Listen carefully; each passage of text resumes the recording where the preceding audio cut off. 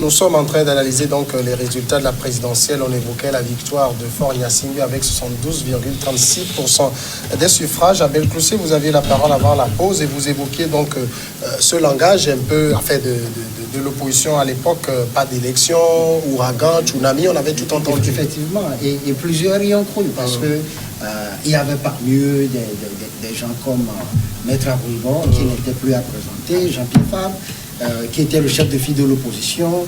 Il y avait plusieurs, même le PNP de Titi Achada, même si lui-même n'était plus sur le terrain. Et donc les gens y avaient cru à fond.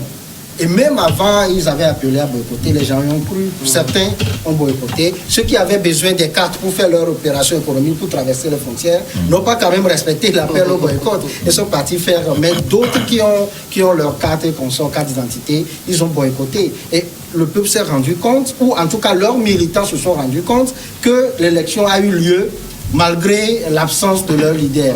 Il en va de même des locales où, quand vous voyez les locales, UNIR a eu une victoire écrasante sur l'opposition. Et vous voyez que c'est la victoire qui a plusieurs paires. La défaite est toujours orpheline. Peu à peu, il y a des faucons de l'opposition qui sont restés, mais l'opposition a perdu plusieurs sympathisants. Plusieurs n'arrivent pas à se rendre compte que quand vous avez un parti politique, il y a certes vos militants, les inconditionnels, mais il y a également les sympathisants. Et c'est le plus gros lot. Mais ces sympathisants-là, ils ne croient pas forcément à tout ce que vous dites. Et si parmi eux, certains y croient, mais ils vous attendent. On reviendra dans la suite sur des gens qui ont promis ramener la victoire à midi. Je vous assure que ça aura son effet lors de la prochaine élection si ce monsieur se présente. Alors, Dimas, en même temps, Faure Gnassingbé qui fait 72,36%. J'ai posé la question tout à l'heure à Jerry Tama. Est-ce que c'est UNI qui est un peu trop forte ou c'est l'opposition qui est trop faible? Les deux. C'était la réponse qu'il m'a donnée. Ah, d'accord. les deux. C'est vrai que UNI, quand on parle d'UNI, on parle d'un mastodonte difficile à cerner. Hein, parce que c'est quand même de gros moyens. Quand je parle de moyens, c'est sur tous les plans. Sur tous les plans, intellectuels, moyens financiers, ressources humaines, tout ça là, c'est uni, c'est inégalable. Alors c'est pourquoi je m'amuse à dire que pour le moment, le parti qui peut terrasser le candidat d'UNI n'est pas encore sur l'échiquier politique togolais. En tout cas, s'il est là, il n'a pas encore l'étoffe nécessaire pour pouvoir le faire. Autrement dit, ils auraient pu le faire. Hein? Ils auraient pu le faire. Donc, pour le moment, UNI est trop fort comme parti. Maintenant, l'opposition très faible, oui. Il y a ça aussi. Vous voyez, aucune organisation, tout est navigation à vue. On pense que, mais quand on s'accroche au micro des radios, des FM de Lomé, quand on s'accroche aux réseaux sociaux, WhatsApp, Facebook par ici, donc on pense qu'on maîtrise tout. Et si vous entendez dans leur discours, vous allez voir cet orgueil-là qui se dégage à mille lieues. Quand vous voyez Fabre, au moment où il devait quitter la coalition, le langage, c'est nous. C'est quand même nous, c'est nous, hein. Quelqu'un qui dit nous, vous voyez la suffisance déjà. Et d'autres qui disent que on se lève le matin, si vous vous levez le matin à 6h, à 7h, vous me votez, à midi, je vous ramène la victoire. Vous voyez, avec ce langage de suffisance, face à l'humilité qui terrasse tout, face quand même, malgré la force. Ça n'a pas été totalement l'humilité. On avait aussi promis le coup KO. Non, le coup KO, c'est un slogan de langage. C'est pas la suffisance. Il faut quand même rassurer. Non. Ici, non. Quelqu'un qui disait qu'il y a des possibilités impossibles, des probabilités improbables. Bon, je sais. Attendez là. Si au cours de campagne, on veut rassurer ces électeurs, c'est autre chose. Non. On ne rassure pas de la sorte. Ça dégage plutôt de suffisance qu'on ne peut pas. Mais voilà, les résultats sont là. Il faut quand même relever une chose que beaucoup d'analystes ignorent, c'est que les élections locales ont permis encore un nouvel ancrage de UNIR sur le terrain. Et les nouveaux maires qui sont pour la plupart de UNIR ont beaucoup travaillé sur le terrain. Lors de la journée de samedi, j'ai fait un petit tour dans les lacs. Et j'étais chez moi, dans mon village en Foin. Et mon petit frère était président du bureau de vote. J'ai fait un tour.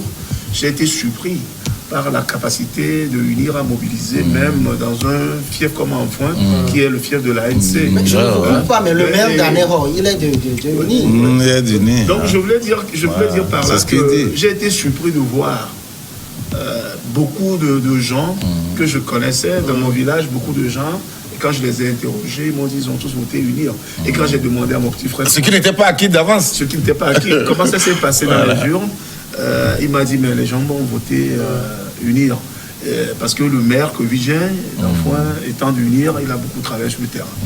Ceci étant dit, ce qu'il faut remarquer aujourd'hui, c'est que le Togolais a besoin plus d'action sur le terrain, d'action sociale. Des gens ont besoin de boire de l'eau potable. Des gens ont besoin que leurs enfants aient une école avec des bancs, avec un bâtiment. Des gens ont besoin que leur commerce fonctionne. Mais on a remarqué que l'opposition attend toujours de prendre le gouvernail avant de poser des actes. Ils n'ont pas les moyens non plus. Mais non. Vous avez vu comment on a couru derrière les 42 millions? Les moyens se cherchent. Je peux dire, donner un tout petit exemple. Quand vous voyez M. Jerry Tama, qui n'habite pas le quartier de Kodiodia-Kopé, mais qui a eu l'amabilité de demander des tables bancs pour des élèves, alors que M. Jean-Pierre Fabre habite ce quartier-là depuis des années, il n'a même pas pensé... Il a été député pendant longtemps. Il a été député. Jerry Tama n'est pas enrichissime. Il a été chef de file de l'opposition pendant 5 ans. Il n'a même pas pensé construire des tables bancs, faire des tables bancs pour les enfants. Ce sont des actions comme ça qui comptent aujourd'hui pour les populations. Et on a remarqué que l'opposition ne va pas sur le terrain pour demander concrètement aux gens leurs besoins. Ce que UNI à travers ses démembrements, c'est-à-dire ses cadres, ce qu'ils font tout le temps. Ils vont aux funérailles dans leur village, ils participent aux souffrances des populations à leur manière, même s'ils n'ont pas assez de moyens. Mais c'est le fait déjà que les populations vous sentent proches d'eux qui donne la confiance, qui fait en sorte que les gens vous voteront. Donc il ne faut pas toujours que l'opposition attende d'être président, d'avoir le pouvoir pour pouvoir participer aux besoins. Donc il y a ça aussi qui compte aussi pour les Togolais aujourd'hui, que des gens puissent prendre en compte leurs besoins au quotidien, qu'ils soient proches d'eux pour pouvoir bénéficier de leur confiance. Ce qui ne se fait pas avec... en même temps, il y avait aussi, avant même cette présidentielle, ce débat sur le 4e mandat qui gênait beaucoup de personnes. Il l'a eu sur un plateau d'or finalement. Oui, l'opposition avait joué au poker en 2017. Soit l'opposition remporte toute la mise, fort démissionne, il fuit le pays, un peu comme il le disait, ou il reste et puis les écrase. C'est ça la politique. C'est cynique, mais c'est ça la politique. Et c'est ce qui s'est passé. Heureusement que nous ne sommes plus à une époque où on vous écrase physiquement comme cela. Mais politiquement, on les a écrasés. Tout a été, vous allez voir que finalement, l'Assemblée qualifiée de monocolore, de députés nommés, autres là, les gens ont eu recours à cette Assemblée-là pour avoir une place au CENI. Voilà. Donc, à la CENI plutôt, les gens ont eu recours à cette Assemblée-là pour avoir la limitation du mandat tant désiré depuis au moins 2002. Les gens ont eu recours à l'Assemblée-là pour obtenir plein de choses. Mais de l'autre côté également, UNIR a eu recours à l'Assemblée-là, qu'elle n'a jamais contesté, recours à l'Assemblée là pour restreindre la liberté de manifestation. C'est de la politique. Et donc, moi je pense que en fait, l'opposition a été prise dans son propre jeu. Elle a voulu tout avoir, elle n'a eu presque rien au finish. C'est ça le jeu.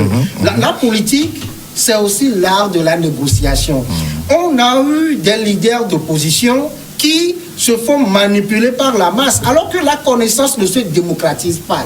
La masse, excusez-moi l'expression, la masse n'est jamais suffisamment intelligente. Il y a quelqu'un qui a dit que le peuple, c'est la majorité ville. Voilà, il y a l'effet du groupe, les gens racontent n'importe quoi, on va les prendre isolément, ils ne peuvent pas... C'est la trame, ça ne peut jamais conduire la locomotive. Effectivement, mais on a vu que ces leaders d'opposition-là se sont laissés dominer par les manifestants, alors que c'est à eux de prendre des décisions courageuses courageuse et d'expliquer cette décision là aux militants. Et au final, voilà, c'est ça un leader. Il faut avoir une vision, ce qu'ils n'ont pas eu, et malheureusement, ils pèsent ça dans les urnes. Est-ce que vous pensez, Dimas, que ce sont les 72%, ce sont les partisans de Faure, ou bien beaucoup de l'opposition se sont dit, ceux-là, ils nous ont floués, ils ne nous intéressent plus, on va continuer? Non, vous savez, au jour le jour, et à chaque jour que Dieu fait, l'électorat change de forme.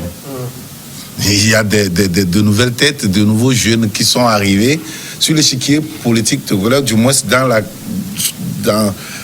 stratification de la couche sociale de notre pays, qui ne connaissent pas vraiment le régime Gnassingbé. C'est-à-dire, je parle de Yadema. Alors, quand on tient encore ce même discours, eux, on leur raconte des histoires qu'ils n'ont jamais vécues, ils ne ressentent pas ça dans leur chair, ça ne leur dit absolument pas grand-chose. Ils vivent avec Faure Gnassingbé, ils voient, surtout, il y a une classe intellectuelle qui se développe plus qu'avant, et donc maintenant, les gens voient les résultats sur le terrain, ils lisent, ils voient les actions sur le terrain, ils voient comment je peux dire les baromètres des institutions de Bretton Woods, la macroéconomie togolaise, comment ça évolue, le doing business et tout ça là. Ils voient ça, ils savent qu'il y a quelque chose qui évolue au Togo. Ils ont pris ce train. Quand bien même les gens peuvent vous dire que c'est le train de Bawara, ils ont pris quand même ce train. Et c'est le discours là que les autres y maîtrisent. Donc maintenant, il y a parmi ces gens, ceux qui ont opté pour faire la politique, et ceux-là, ils sont pour la plupart militants d'UNI, et il y a aussi des indécis. Et c'est à la conquête de ces indécis-là que UNI est parti. Et il a réussi. Et on le voit. On ne peut pas dire. Innocent vient de donner l'exemple d'enfants. Donc, vous pensez qu'on peut tricher, on peut voler, on peut frauder jusqu'à un foin? Ou bien les gens ne connaissent pas bien un foin. Ça, c'est le fief même. C'est les endroits, c'est le fief de l'opposition. Hein. Si tu vas chez moi dans la ville, mais dans un peu partout ici, là. Si tu vas chez moi dans la ville, là, c'est les durs. Vous savez que le député actuel de Avenon, c'est un député UFC. C'est des durs. Vous voyez? Mais bon, je vous dis. C'est encore dur. Non, c'est pour dire que, quoi qu'on dise, pour eux, ce n'est pas uni 100%, ce n'est pas acquis d'avance. Mais avec le travail, Uni a réussi à renverser la tendance. J'aimerais turbiner dans la même chaudière que Dimas pour dire que, au fond, et ajouter le fait que, au fond, unir ne laissait rien au hasard. Unir, c'est vrai que c'est le parti au pouvoir depuis belle lurette et que ce parti-là a des ressources humaines. Et c'est toujours plus facile pour les partis. Oui, et vous verrez que il y a. Quand vous voyez d'abord l'électorat, il y a les militants, mais l'électorat est composé de beaucoup plus de sympathisants et d'indécis. Et à chaque fois, quand l'image qu'on présente du président de la République fait qu'il est attirant. Je vous assure que certaines, vous m'excusez, hein, certaines personnes sont parties voter pour Faure Gnassingbé parce qu'il est élégant. Mais c'est vrai. Le projet de société, on s'en fout. Ouais, c'est vrai. Parce qu'il est élégant. Parce qu'il est jeune plus que, excusez-moi l'expression, je vais paraître comment dire, dur, mais il est plus jeune que ces has-been. Des gens comme Agbéomé Kondo, des gens comme Jean-Pierre Fabre, mais ce sont des has-been, c'est fini quoi, c'est la génération sortante. Alors que Faure, ce n'est pas, c'est vrai, ça fait quand même 15 ans de règne, mais comparé à ces personnes, c'est de la jeunesse. Et vous voyez même Uni est en train de positionner des jeunes, des jeunes comme Natchaba et autres. Ce sont des jeunes là, les Gnassingbé, les jeunes là qui montent. Alors que de l'autre côté... Et sans toutefois se débarrasser des anciens. Hein. Donc cet alliage parfait au sein du parti fait que ça fonctionne à tout bout de champ. À des moments donnés, quand il faut aller dans un autre sens, vous allez voir, c'est les sages qui sortent et qui interviennent. D'autre part, c'est des jeunes. Et puis, quand il s'agit de piquer, il y a aussi des, il y a aussi des ronces. Il y a aussi des ronces qu'on avance, ça pique et puis ça revient. Tout alors, dans la mesure. Et non pas dans la démesure. Vous voyez, c'est ça. La pause, on va évoquer donc le deuxième, Agbéomé Kodjo, ancien Premier ministre, ancien président de l'Assemblée. Si on veut présenter son CV, on ne va pas finir cette émission. il conteste les résultats. Il fait du Fabre. C'est l'ami d'Innocent. Hein? Est-ce que Agbeome fait du Fabre? Non, je crois que l'opposition est dans son rôle. Agbeome est dans son rôle. Il est vrai qu'il n'y a aucune élection parfaite dans le monde. Il y a les exemples même des démocraties les plus avancées comme l'élection de Bush qui a posé pas mal de soucis. Il y a même l'élection de Trump qui a été également un peu contestée. Il n'y a pas d'élection totalement transparente, parfaite. Ici, c'est qu'au Togo, on a une longue histoire d'élections truquées. C'est ce qui fait qu'aujourd'hui, chacun dit dans la rue que non, c'est Agbeome qui a gagné, qu'on a volé. Mais les gens ont oublié qu'il y a aussi les chiffres qui parlent. Et ces chiffres, même si c'est une CENI qui a toujours été contestée par l'opposition qui donne ces chiffres, il y a quand même une part de vérité dans ces chiffres. Agbeome est dans son rôle de contester les résultats. Mais ce que les gens doivent comprendre, c'est que c'est une dynamique qui a porté Agbeome candidat. Et cette dynamique-là, c'est le prélat, Monseigneur Rodrigo l'archevêque émérite de Lomé. En dehors du prélat, Agbeome n'a pas de base électorale. N'a pas une base électorale. Aucunement. Quand vous voyez son résultat de 2010, c'était 0,90 pour 97%, même pas 1%. Quand vous voyez ces résultats lors des élections législatives, je suis sûr que UNI aurait placé un de ses membres devant Agbeome dans sa circonscription. Il sera écrasé. De Tokli qui sera écrasé. Et chaque fois que Agbeome a été élu député à l'Assemblée nationale en 99, il faut le relever parce que ça, ce sont des faits historiques. Ce n'est pas parce que aujourd'hui, fort à la victoire, que on doit occulter ces vérités-là. En 99, il a été élu parce que l'opposition avait boycotté les élections. Même chose en 2018, il a été élu parce que l'opposition a boycotté les élections. Et on a vu son résultat lors des élections locales. Même le net de Jerry Tama l'avait battu. Donc, il n'a pas de base électorale. Donc, le dernier baromètre que moi je prends au niveau de ces élections-là, le dernier baromètre, c'est les élections locales qui sont passées la dernière fois. C'est à partir de là qu'on peut savoir si la personne a une base électorale ou pas. D'ailleurs, si c'était Jean-Pierre Fabre qui était deuxième aujourd'hui, après les résultats, vous allez voir qu'il y aura quand même des contestations un peu partout dans les rues. Et de façon violente. Que ce soit, même si ce n'est pas violent, on a toujours vu dans Bed, dans Côte d'Ivoire, des brûlures de... Ah ouais, c'est ça, je parle de violence. Des barricades, etc. C'est ça, je parle de violence. Vous remarquez aujourd'hui que ni dans Bed, ni dans Côte d'Ivoire, ni partout ailleurs sur le territoire. Les religieux sont généralement moins violents. Ni partout ailleurs, il n'y a eu aucune contestation de rue. Même de manière spontanée, il n'y a rien eu. Cela signifie tout simplement que Agbeome n'avait pas une base électorale précise, n'avait pas de militants chevronnés comme l'ANC a des militants. Donc, c'est la dynamique Podro, le nom de l'archevêque, qui a fait en sorte que les gens ont voté pour Agbeome, pour qu'il atteigne presque 500 000 voix aujourd'hui. Mais sur le bulletin, il n'y avait pas la photo de Podro. Oui, c'est la photo d'Agbeome Kodjo, mais il faut dire que... Les gens en ont cherché. Il y a des gens qui ont témoigné qu'ils ont cherché, on nous a dit que c'est Podjo, mais il y a des vieilles, à Nicolakpa, il y a eu ces témoignages qui ont circulé, vous avez vu sur les réseaux sociaux, qui ont dit que, on nous a dit que c'est Podjo sur l'affiche, on n'a pas vu quand même, mais on nous a dit que c'est le dernier, donc on a pu quand même appuyer sur le... Vous voyez, non? J'aimerais avant toute chose remercier Agbeome Kodjo et le président Faure Gnassingbé de nous avoir offert une campagne historique. Donc, c'était quand même historique. Vous avez vu les punchs, les uns et les autres se renvoyaient la balle. Alors qu'avant, c'était chacun dans son coin, c'était morose. Ça, c'était quand même historique. Moi, personnellement, j'ai aimé. Puisque les gens pensent que ça, c'est comme ça, c'est violent. Non, c'est pas violent. Voilà, c'est pas d'accord. Il faut se rentrer dedans. On en a parlé ici. C'est normal. C'était superbe. Maintenant, revenant à Agbeome Kodjo, il y a eu des promesses qui ont été faites. Il disait, on l'avait répété ici, si à 6h vous levez, vous votez pour moi à 7h, à midi je vous ramène la victoire. Heureusement, on leur disait en ce moment que le 22 février n'est pas loin. Et donc, la CENI n'a pas perdu son temps pour proclamer. C'est vrai que le 22, le midi du 22 est déjà passé. Il n'a pas ramené la victoire, mais ce n'est pas encore trop tard. Peut-être que pour l'instant, il rassemble les... Quand midi est déjà passé, ça veut dire que c'est trop tard, non? Non, c'est pas encore trop tard. Donc, on espère qu'il va rassembler les PV. Moi, je me rappelle qu'il avait donné un conseil à Jean-Pierre Favre en 2015 en lui disant... Ah oui. Voilà, de suivre les voies légales, de recourir à la Cour constitutionnelle. Et 2015 de respecter les institutions de la République. Donc ça fait 5 ans. Voilà. Et pour l'instant, il a 2 jours, 48 heures pour saisir la Cour constitutionnelle. On attendra de voir. Il nous disait également qu'il a le soutien dans l'armée. Je ne sais pas ce que... J'espère qu'il parlait des militaires qui vont voter pour lui. Des soutiens dans l'armée, dans la diplomatie, il connaît le système. Et c'est d'ailleurs avec ça...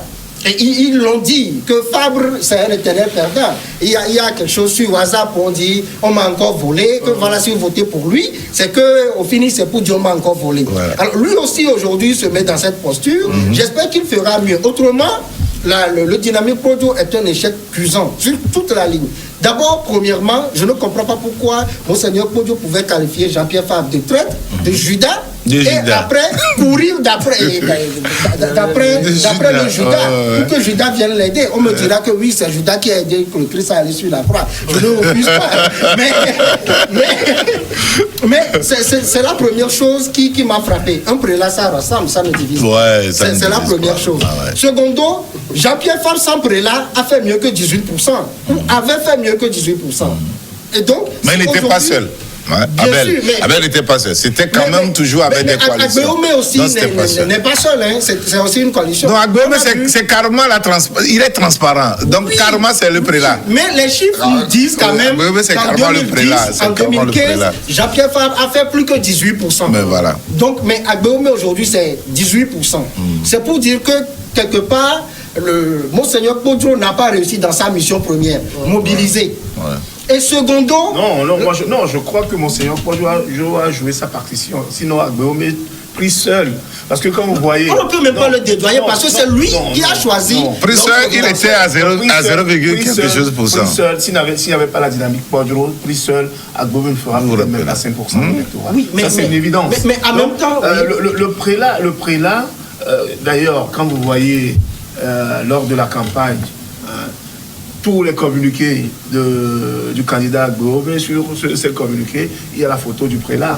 Ça a beaucoup joué. Ouais, il a beaucoup joué sur l'image. Donc il y a des inconditionnels catholiques qui suivent ce prélat. Du prélat qui a fait en sorte que Agbéomé ait 500 000 aujourd'hui. En même temps, c'est une évidence. Mais cela repose un autre problème. Est-ce que c'était le meilleur choix à faire pour Monseigneur Podio? Non, pas du tout. Pas du tout. Voilà, pas du tout. Là, on était aujourd'hui. Monseigneur Podio, on est parfaitement d'accord. Non, on ne le dédouane pas. On dit simplement que c'est lui plutôt qui a permis d'avoir les 18% là. Alors c'est une escroquerie. C'est une escroquerie. Ah non, mais c'est une escroquerie. Une escroquerie politico-religieuse. Ce qui est sûr aujourd'hui, c'est que le prélat, le jeu que le prélat a joué est un précédent dangereux pour notre démocratie. Et qu'il faut dissuader. Et pour notre laïcité, c'est très dangereux. Et je pense que le législateur doit vraiment...